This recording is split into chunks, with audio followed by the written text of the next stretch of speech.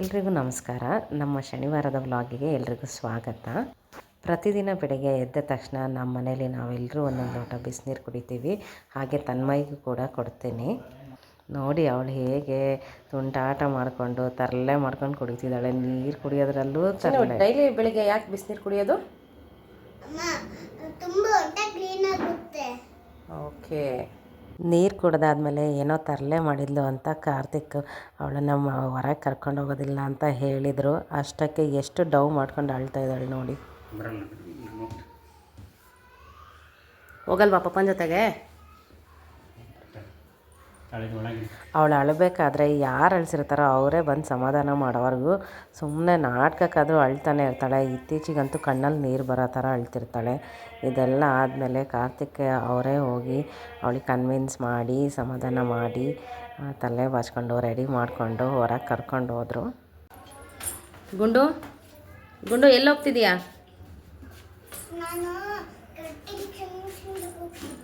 ಯಾರಿಗೆ? ಓಕೆ.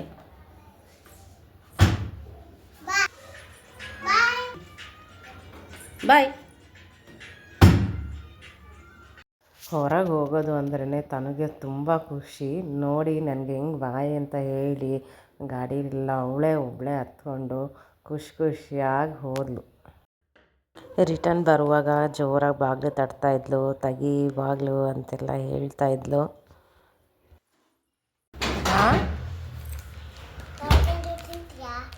ಅದೇನಕ್ಕೆ ತಂದಿರೋದು ಇವಾಗ?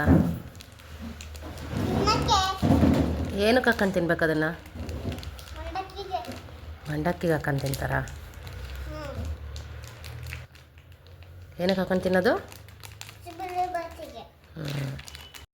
ನಂತರ ಅಪ್ಪ ಮಗಳು ಇಬ್ಬರು ಚೆನ್ನಾಗಿ ಬಾಲಲ್ಲಿ ಆಟ ಆಡಿದರು. ಕಾರ್ತಿಕ್ ವೀಕ್ ಆಫ್ ಇತ್ತು ಅಂದರೆ ಹೀಗೇ ಫುಲ್ಲು ಖುಷಿ ಅವಳು.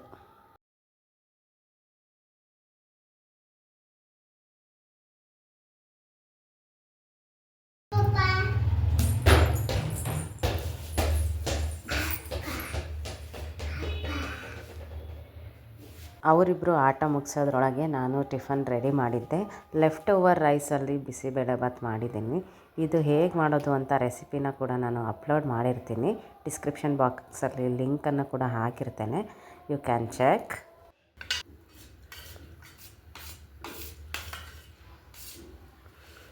ಗುಂಡು ಏನು ತಿಂತಿದೀಯಾ? ಹೇಗಿದೆ ಬಿಸಿಬೇಳೆಭಾತ್? ಚೆನ್ನಾಗಿದೆಯಾ?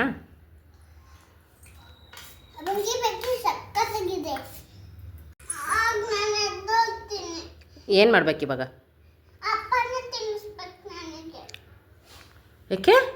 ನಿನ್ನ ಕೈ ಇಲ್ವಾ? ನೀನು ತಿನ್ನಬೇಕು.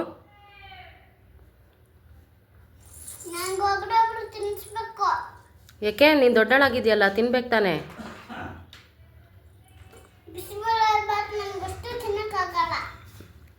ಮತ್ತೆ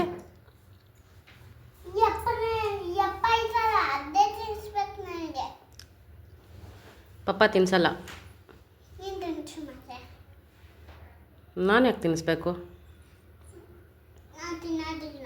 ಏಕೆ? ಯಾಕೆ ತಿನ್ನಲ್ಲ? ಹೌದಾ? ಮತ್ತೆ ಇಷ್ಟೊಂದು ಮಾತಾಡ್ತೀಯಾ? ಕಾರ್ತಿಕ್ ಸ್ಕೂಟಿ ಸರ್ವಿಸ್ ಕೊಡಬೇಕಾಗಿತ್ತು. ಸೊ ತನಗೆ ಇನ್ನೊಂದು ಚಾನ್ಸು ಹೊರಗೆ ಹೋಗೋದಕ್ಕೆ. ನನಗೂ ಸ್ವಲ್ಪ ಆರಾಮಾಯಿತು. ಕರ್ಕೊಂಡು ಹೋಗಿದ್ರು ಅವಳನ್ನು. ಅವರು ಫುಲ್ ಖುಷಿಯಾಗಿ ಹೋದ್ಲು ಇನ್ನೊಂದು ಸಾರಿ. ಗುಂಡು ಏನು ತೊಗೊಂಬಂದಿದೀಯಾ? ಅದೆಲ್ಲ ತಿನ್ನಬಾರ್ದಂತ ಹೇಳಿಲ್ವಾ? ನಿಮ್ಮಪ್ಪ ಕೊಡಿಸಿದಾರಾ? ಇವತ್ತೇನು ಕೆಲಸ ನಮ್ಮದು? ಏನು ಮಾಡೋದು ಹಿಂಸೆ?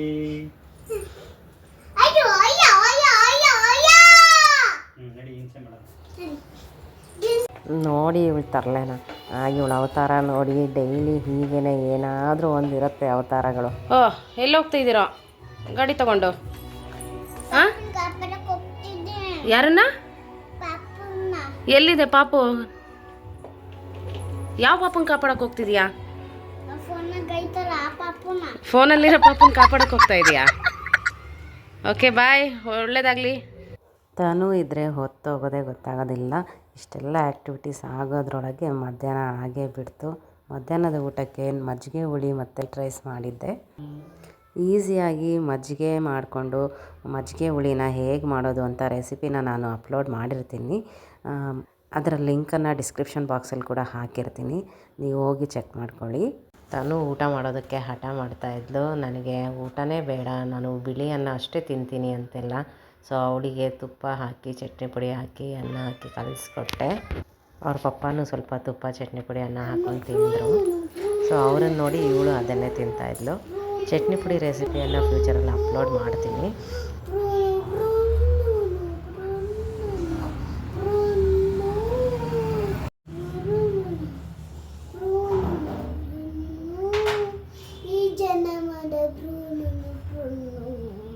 ಇಷ್ಟೆಲ್ಲ ಆದಮೇಲೆ ಮನೆ ಕೆಲಸ ಎಲ್ಲ ಮುಗಿಸ್ಕೊಂಡು ಸ್ವಲ್ಪ ರೆಡಿಯಾಗಿ ದೇವಸ್ಥಾನಕ್ಕೆ ಹೋಗಬೇಕು ಅಂತ ಅಂದ್ಕೊಂಡ್ವಿ.